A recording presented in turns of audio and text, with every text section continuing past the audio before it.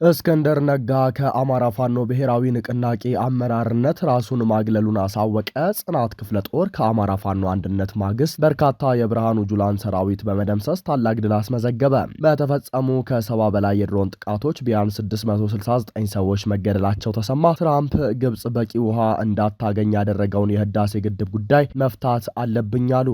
ሰላም፣ ጤና፣ ፍቅር የምንመኝላችሁ ውድ የበለስ ሚዲያ ቤተሰቦቻችን እናንተን ይመጥናሉ ብለን ያሰብናቸውን የተመረጡ የጥር 13 ቀን 2018 ዓ.ም የረፋዱን የግንባርና ወቅታዊ መረጃዎችን ወደ እናንተ ይዘን ቀርበናል።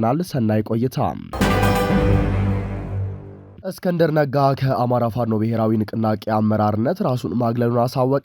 እስክንድር ነጋ ድርጅቱ እስኪመሰረት የተመደበበትን የአመራርነት ቦታ በቃለ ጉባኤ ፈርሞ ከተቀበለ በኋላ ዛሬ ተመልሶ አልቀበልም ብሏል። እስክንድር ነጋ በቅርቡ ውህደት ፈጥሮ በተመሰረተው በአፋብን ውስጥ ተሰጥቶት የነበረውን የፖሊት ቢሮ አባልነት ቦታ እንደማይቀበልና በምትኩ ሌላ ሰው እንዲተካ ጠይቋል። እስክንድር ይህንን ያስታወቀው ጥር 12 ቀን 2018 ዓ.ም ለንቅናቄው ፖሊት ቢሮ በጻፈው ደብዳቤ ነው። በደብዳቤው ላይ የድርጅቱን መመስረት በደስታ እንደተቀበለው የገለጸው አቶ እስክንድር የታሪካዊው ድርጅት አካል በመሆኑ ክብር እንደሚሰማው ገልጿል። ሆኖም ግን በአዲሱ የውህድ ድርጅት ውስጥ በአመራርነት ወይም በፖሊት ቢሮ አባልነት የመቀጠል ፍላጎት እንደሌለው በግልጽ አስቀምጧል። በአዲሱ ውህድ ድርጅታችን ውስጥ የፖሊት ቢሮ አባል ሆኜ መስራት እንደማልችል ታውቆ በተመደብኩበት ቦታ ላይ ሌላ ሰው እንዲተካ ሳስባለሁ ሲል ጥያቄውን አቅርቧል። ከአመራርነት ለመልቀቅ ቢወስንም ከትግሉ እንደማይለይ አቶ እስክንድር አረጋግጧል። በተራ የድርጅት አባልነቴ ያለምንም ቅድመ ሁኔታ እንደምቀጥልና የሚጠበቁብኝን ኃላፊነቶችና ግዴታዎች በሙሉ እንደምፈጽም አረጋግጣለሁ ሲሉ ገልጸዋል። የአማራ ፋኖ ብሔራዊ ንቅናቄ አፋብን በተለያዩ የፋኖ አደረጃጀቶች መካከል ሲደረግ የነበረውን የውህደት ሂደት ተከትሎ የተመሰረተ ሲሆን አቶ እስክንድር ነጋ አሁን ከአመራርነት ለመገለል የወሰኑበት ዝርዝር ምክንያት በደብዳቤው ላይ አልተጠቀሰም። አንዳንድ አስተያየት ሰጪዎች እንደሚሉት አልቀበልም ያለበት ምክንያት በግል የሚያገኛቸው ደጋፊዎቹ የተመደበበትን ቦታ ቢቶ ይሻላል ማለታቸውን ተከትሎ እንደሆነ ተናግረዋል። እስክንድር በተጽዕኖ ውስጥ እንዳለ በራሱ የሚመራበት የውሳኔ ሀሳብ እንደሌለው በግልጽ አሳይቷል። የአመራርነት ቦታውን ለሌሎች ልቀቅ ብሎ አስቦ ከነበረ እንደና አርበኛ ደረጀ በላይ መጀመሪያ ቦታውን በለቀቀ ነበር ተብሏል። ሌላው እስክንድር በድርጅቱ ውስጥ ከአመራርነት ወጥቼ በአባልነት እቀጥላለሁ ብሏል። እስክንድር በአባልነት ሲቀጥል ሚናው ምን ሊሆን ነው? በአማራ ፋኖ የአባልነት ተልእኮ ውስጥ መሳሪያ ይዞ የተዋጊነት ሚናን መወጣት ነው ሲሉም የተናገሩ አሉ። ይህ በእንዲህ እንዳለ በአፋብን ምስረታ ምክንያት ጠላት እየራደ ነው። በርካታ ቅጥረኛ የሚዲያ ሰራዊቱን በመልቀቅ የባጤ ቆጡን እየቀባጠረ ይገኛል። ጠላት ገና ከመጀመሪያው በስነ ልቦናው ስለሞተ አንድነቱ ላይ ያሌላ አቅሙን በመጠቀም ፕሮፓጋንዳ እየነዛ ይገኛል። ይህ የሚጠበቅ ነው። ምክንያቱም የፋኖ አንድነት ወደ መቃብር ይዟቸው እንደሚወርድ ጠንቅቀው ያውቃሉና። ስለሆነም የትኛውም አካል ትክክለኛውን መረጃ ከፋኖ አመራሮች ብቻ መከተል ይጠበቅበታል። አፋብን ከጀግኖች ደምና አጥንት የተመሰረተ እንጂ በጅብ ጩኸት የሚነቃነቅ ድርጅት አይደለም ተብሏል። በግንባር ዜናችን ጽናት ክፍለ ጦር ከአማራ ፋኖ አንድነት ማግስት በርካታ የብርሃኑ ጁላን ሰራዊት በመደምሰስ ታላቅ ድል አስመዘገበ። አፋብን ምስራቅ አማራ ቀጠና ምኒልክ ዕዝ የደጋው መብረቅ ኮር ጽናት ክፍለ ጦር በጠላት ሰራዊት ላይ ከባድ እርምጃ በመውሰድና ሰብአዊ ጉዳት በማድረስ ታላቅ ድል አስመዝግበዋል ተብሏል። ጥር 12 ቀን 2018 ዓ.ም በደላንታ ወረዳ እንጠጎና ቀበሌ ላይ ከቀኑ 7 ሰዓት እስከ ምሽት 1 ሰዓት ተኩል በዘለቀ አውደ ውጊያ በብርሃኑ ጁላ የሚመራው የብልጽግና መከላከያ ሰራዊት ከ29 በላይ የተደመሰሰ ሲሆን ከ47 በላይ ቁስለኛ ተደርገዋል። ከጉባ ላፍቶ ወረዳ ኩረታ፣ ከተንታ ወረዳና ከደላንታ ወረዳ በገፍ አሰባስቦ በሶስት አቅጣጫ የመጣ የፋሽስቱ ሰራዊት መቀበሪያውን የእንጥጉና ተራራዎች ሲሆኑ በህይወት የተረፈው ወደ የመጣበት ተመልሷል። በምርኮኛና በጥቅመኛ የሚመራው የፋሽስቱ ሰራዊት የጽናት ክፍለ ጦር ክንደ ብርቱ ፋኖች ከበባ ውስጥ በማስገባት ለጅብ እራት አድርገዋቸዋል። ከፋኖቹ የደረሰበትን የተጠናከረና ረጅም ሰዓት የፈጀ ድብደባ መቋቋም የተሳነው የፋሽስቱ ሰራዊት አዳሩን አመራሮቹ ራስን አውጣ የሚል ትዕዛዝ አውርደውለት ወደ የመጣበት ፈርጥጧል ሲል የአማራ ፋኖ ብሔራዊ ኃይል አፋብን የደጋው መብረቅ ኮር ህዝብ ግንኙነት ክፍል መረጃውን አጋርቶናል።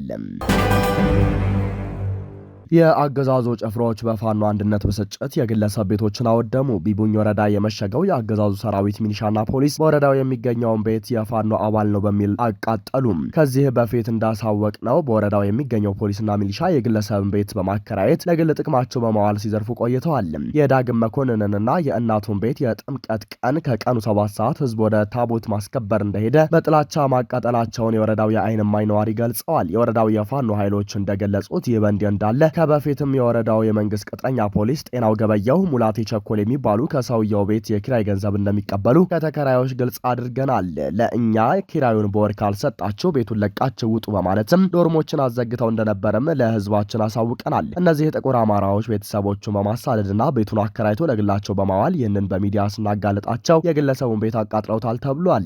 የተናገርነውን የሚያደርገው የሚያረጋግጠው ፋኖ የተደረጉትንና ቀጣይ የሚደረጉትን መዝግቦ አጸፋ ይወስዳል። የአማራነትን የትግል ከፍታ በማቃጠል አይደለም በመግደልም ለማሸማቀቅ የተሞከረ ሀቅ ነው። ነገር ግን እኛ ሞትን ቀምሰን የምንታገል ነፍጠኞችን ለማሸማቀቅ የሚሞክሩትን ወዳደሮችን እያነከትን የመጣን የአርበኞች ልጅ ነን ብሏል። የአፋብኃን ምዕራብ አማራ ቀጠና ቴዎድሮስ እዝ 201ኛ ኮር ህዝብ ግንኙነት።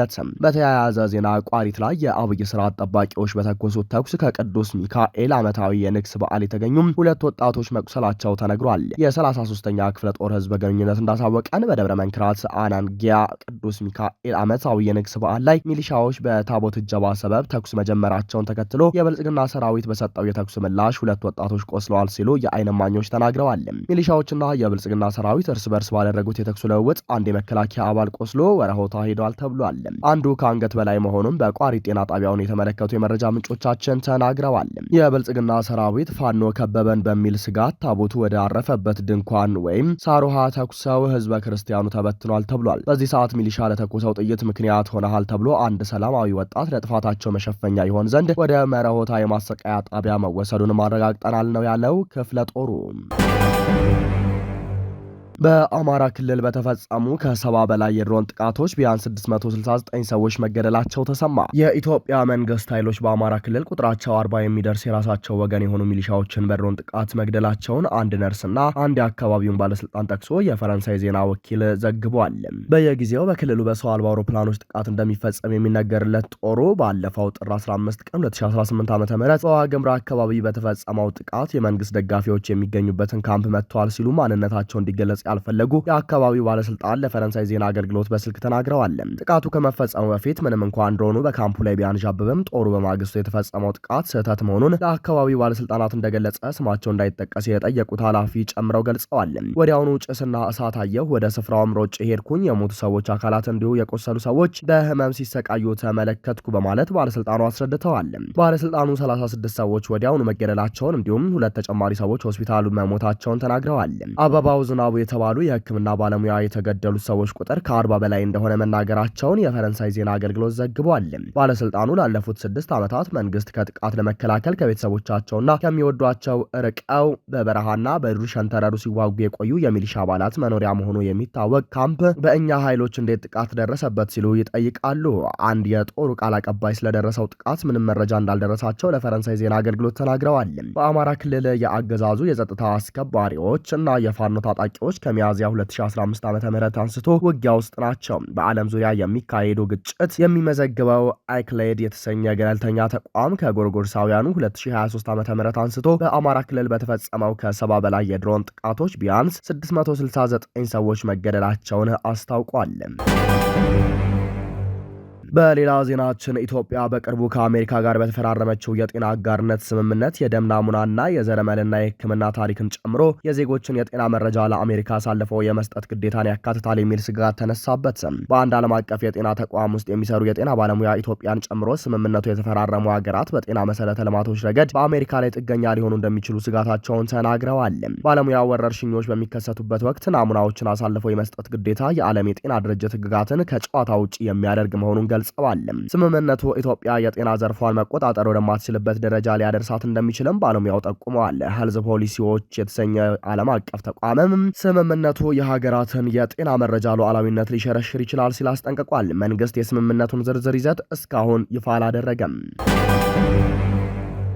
በውጭ ዜናችን ትራምፕ ግብጽ በቂ ውሃ እንዳታገኝ ያደረገውን የህዳሴ ግድብ ጉዳይ መፍታት አለብኝ አሉ። ከቀናት በፊት በአባይ ጉዳይ ኢትዮጵያና ግብጽን ለማደራደር ጥያቄ ያቀረቡት የአሜሪካው ፕሬዝዳንት ዶናልድ ትራምፕ ኢትዮጵያ የናይል ወንዝ ፍሰትን የሚያስቆም ግድብ ሰርታለች አሉ። በዚህም ምክንያት ግብጽ ከናይል ወንዝ በቂ ውሃ እንደማታገኝ የተናገሩት ፕሬዝዳንቱ ይህንን ጉዳይ መፍታት ይኖርብኛል ሲሉ ተደምጠዋል። ትራምፕ ይህንን የተናገሩት በድጋሚ ወደ ስልጣን የመጡበት አንደኛ ዓመትን በማስመልከት ትናንት ማክሰኞ ጥር 12 ቀን 2018 ዓ.ም ለጋዜጠኞች በሰጡት መግለጫ ላይ ነው። ባለፈው አንድ ዓመት ውስጥ አስተዳደራቸው አሳክቷል ያላቸውን ጉዳዮች ዘለግ ያለ ጊዜ ወስደው ያብራሩት ፕሬዝዳንቱም በተደጋጋሚ የሚናገሩትን 8 ጦርነቶችን አስቁም ያለው የሚል መከራከሪያ በዚህ መግለጫ ላይ አንስተዋል። ትራምፕ እንዳስቆሙ ከገለጿቸው ጦርነቶች ውስጥ በእስራኤልና ኢራን፣ የኮሶቮና ሰርቢያ፣ የኮንጎና ሩዋንዳ፣ የፓኪስታንና ህንድ እንዲሁም አርሜኒያና አዘርባይጃን መካከል የተካሄዱ ግጭቶች ይገኙባቸዋል። በኢትዮጵያና ግብጽ መካከል ሊነሳ ነበር ያሉት ጦርነትም በዚህ ዝርዝር ውስጥ ተካቷል። እነዚህ ጦርነቶችን ለመቋጨት የማይችሉ በማለት የገለጹት ፕሬዝዳንቱም ለእያንዳንዱ ጦርነት የኖቤል ሽልማት ማግኘት ነበረብኝ ሲሉም ተደምጠዋል። ፕሬዝዳንቱ ከሚሰነዝሯቸው ከእነዚህ ግጭቶች ውስጥ አብዛኞቹ ለቀናት ብቻ የቆዩ ግጭቶች ሲሆኑም በኢትዮጵያና ግብጽ መካከል ደግሞ አንድም ወታደራዊ እንቅስቃሴ አልተደረገም። ትራምፕ ግን በማክሰኞው ንግግራቸው ግብጽና ኢትዮጵያ በግድቡ ምክንያት ሊዋጉ ነበር፣ እኔ ግን አስቆምኳቸው ብለዋል። ኢትዮጵያ ውስጥ ናይል ከሚባለው ትንሽ ወንዝ የሚመጣው ፍሰትን የሚያስቆም ግድብ ሰርተዋል ያሉት ፕሬዝዳንቱም አሁንም ቢሆን ይህንን ጉዳይ መፍታት እንዳለባቸው ተናግረዋል። ሁልጊዜም ናይል ግብጽ ውስጥ እንዳለ ነበር የማስበው፣ ውቡ ናይል ከፒራሚዶቹ ጋር፣ እነርሱ ግን ግድብ ገነቡ ብለዋል። ትራምፕ የናይል አባይ ወንዝ ትንሽ ቢሉትም መረጃዎች ግን 6650 ኪሎ ሜትር ርዝመትን በመያዝ በዓለም ረጅም ወንዝ ሆኖ አማዞንን ይፎካከራል። የተባበሩት መንግስታት እንደሚለው ወንዙ 11 የተፋሰሱ ሀገራትን በማካለል በቀጠናው መረጋጋትና በውሃ ደህንነት ላይ ከፍተኛ ጠቀሜታ ያለው ወንዝ ነው። ፕሬዚዳንት ትራምፕ አሜሪካ ለግድቡ ግንባታ የዋለውን ገንዘብ ሰጥታለች የሚለውን ንግግራቸውን በድጋሚ በዚህ መግለጫቸው ላይ አንስተዋል። ለግድቡ ክፍያ የፈጸመው ማን እንደሆነ ታውቃላችሁ? ዩናይትድ ስቴትስ ኦፍ አሜሪካ ነች። በዓለም ላይ ትልቁ ግድብ ይመስለኛል ሲሉ ለጋዜጠኞች ተናግረዋል። ከአሜሪካ ተሰጥቷል ያሉት ገንዘብ በተመለከተም እኔ እንዴት ይህ እንዲሆን ፈቀዳቸው? ለምን እንዲህ አደረግን አልኩ? እኛንን የገንዘብ ድጋፍ ያደረግነው ሲሉም አክለዋል። የግድቡን መገንባት ምንኛ አስከፊ ነገር ነው በማለት የገለጹት ፕሬዝዳንቱም በዚህ ምክንያት ግብጽ በቂ ውሃ እያገኘች እንዳልሆነ ሲናገሩ ተደምጠዋል። ግብጽ አባይ ውስጥ በቂ ውሃ የላትም፣ ውሃውንም ለብዙ ነገሮች ይጠቀሙበታል፣ ለመዝናኛ፣ ለጉዞ፣ ለቱሪዝምና ለሌሎች ነገሮች ብለዋል። ትልቅ ግድብ አላቸው፣ አሁን እሱንም ለመፍታት መስራት ይኖርብኛል ሲሉ እቅዳቸውን ገልጸዋል። ትራምፕ ይህንን በኢትዮጵያና በግብጽ መካከል የቁርሾ ምንጭ ስለሆነው የናይል ወንዝና የታላቁ ህዳሴ ግድብ በዚህ አይነት መልኩ ሲናገሩ የመጀመሪያቸው አይደለም። ለሁለተኛ ጊዜ ወደ ስልጣን ከመጡ በኋላ በተለያዩ ጊዜያት አሜሪካ ለግድቡ ግንባታ የዋለውን ገንዘብ እንደሰጠችና በሁለቱ ሀገራት መካከል የተካሄደን ጦርነት እንዳስቆሙም በተደጋጋሚ ተናግረዋል። በትራምፕ ስለሚነሳው የአሜሪካ የገንዘብ ድጋፍ ባለፈው ዓመት መጨረሻ ላይ ከቢቢሲ ጥያቄ የቀረበላቸው የውሃና ኢነርጂ ሚኒስትር ዶክተር ሀብታሙ ኢተፋ ይህ የህዳሴ ግድብ በኢትዮጵያ ህዝብና መንግስት ገንዘብ ነው የተገነባው የሚል ምላሽ ሰጥተው ነበር። ትራምፕ ይህንን ግብጽ በኢትዮጵያ ላይ የምታነሳቸውን የቅሬታ ነጥቦች የሚደግፍ ንግግራቸውን በድጋሚ ትናንት ያሰሙት የናይል ወንዝ ጉዳይ በተመለከተ አዲስ አበባና ካይሮን ለማደራደር ጥያቄ ካቀረቡ ከቀናት በኋላ ነው። ፕሬዝዳንቱ ባለፈው ሳምንት ጥር 8 ቀን ለግብፁ ፕሬዝዳንት አብዱልፈታህ አልሲሲ በጻፉት ደብዳቤ በታላቁ የኢትዮጵያ ህዳሴ ግድብ ዙሪያ ያለውን ውጥረት መፍታት ከአጀንዳዬ በቀዳሚነት የሚቀመጥ ነው ብለዋል። የናይል ወንዝ ክፍፍል ጉዳይም ለአንዴና ለመጨረሻ ጊዜ ለመፍታት እንደሚፈልጉ የገለጹት ፕሬዝዳንቱም አሜሪካ ለግብፅ ህዝብ ሰላምና ደህንነት ቁርጠኛ እንደሆነችም አረጋግጠዋል ሲል የዘገበው ቢቢሲ ነው። ክቡራንና ክቡራት አድማጭ ተመልካቾቻችን ለሰዓቱ የነበረን የዜናና የመረጃ ስርጭታችን ይህንን ይመስላል። ጤና ይስጥልን።